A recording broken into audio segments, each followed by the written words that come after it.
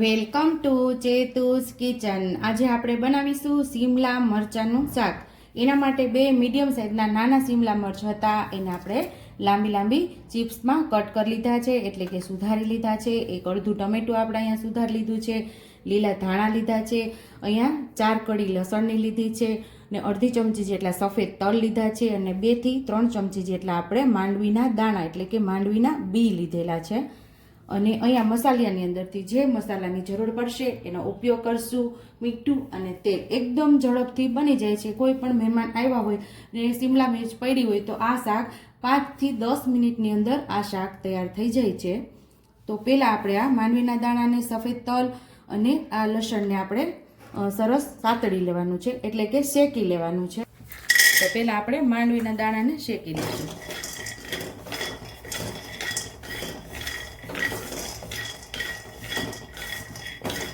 અહીંયા આપણે સફેદ તલ પણ ઉમેરી દઈશું, ને લસણ પણ ઉમેરી દઈશું, અને મીઠા લીમડાના પાન ઉમેરી દઈશું।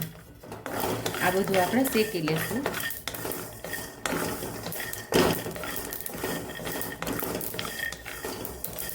આ મસાલો જે બનાવીએ છીએ આપણે બધો ઉમેરી દઈશું, અથવા તો તમારે વધારે પ્રમાણમાં આ મસાલો બનાવવો હોય તો તમે આ મસાલો બનાવી શકો છો અને મિક્સર જારમાં પીસી અને મહિના દિવસ સુધી એક એરટાઇટ બરણીની અંદર ભરી અને કોઈ પણ ભરેલું શાક હોય એમાં આ મસાલાને આપણે ઉમેરી શકીએ છીએ। તો આ ટેસ્ટી મસાલો આપણો અહીંયા તૈયાર થઈ ગયો છે, અને હવે આપણે એને ઠંડુ થવા દઈશું અને મિક્સર જારની અંદર આપણે આને પીસી લઈશું।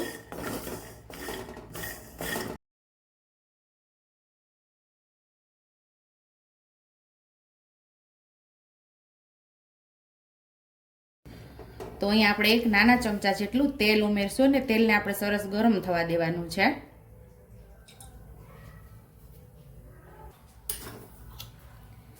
તો એક નાની અડધી ચમચી જેટલી રાઈ ઉમેરશું,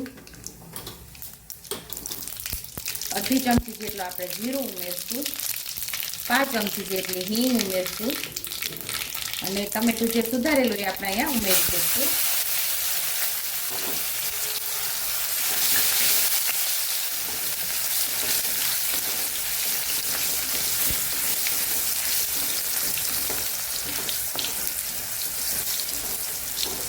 ટમેટું થોડું સતળાઈ જાય પછી આપણે એમાં કેપ્સિકમ ઉમેરી દઈશું।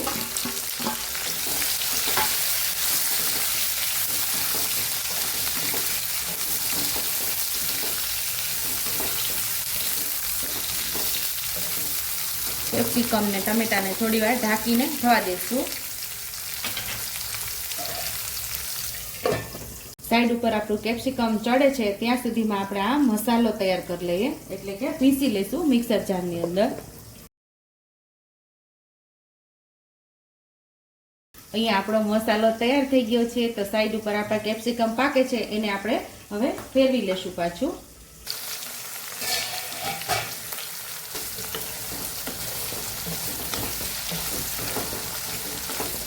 પાંચેક મિનિટમાં ઢાંકીને થોડી વાર થવા દેવાનું અને હલાવતા રહેવાનું, એટલે આપણા કેપ્સિકમ ચડી જાય છે। અહીંયા હવે આપણે મીઠું અને બધા મસાલા કરી લઈશું।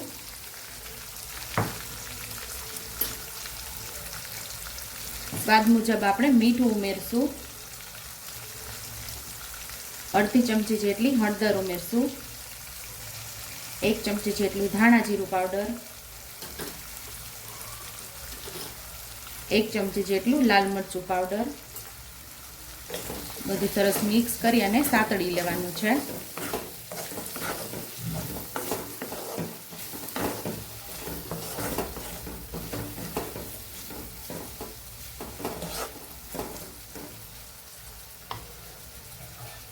પાછું ઢાંકીને થવા દેશું અને વચ્ચે વચ્ચે આપણે હલાવતા રહીશું।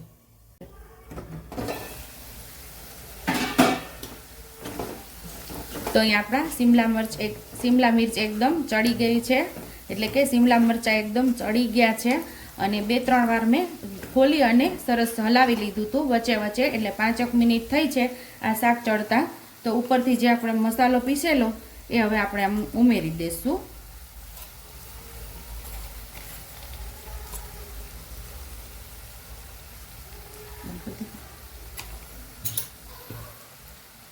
સરસ આપણે મિક્સ કરી લઈશું।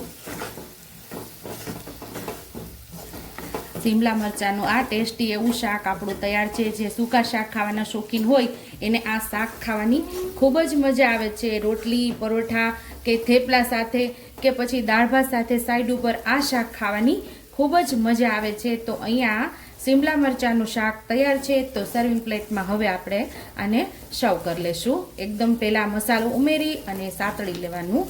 તો અહીંયા તૈયાર થઈ ગયું છે આપણું શાક.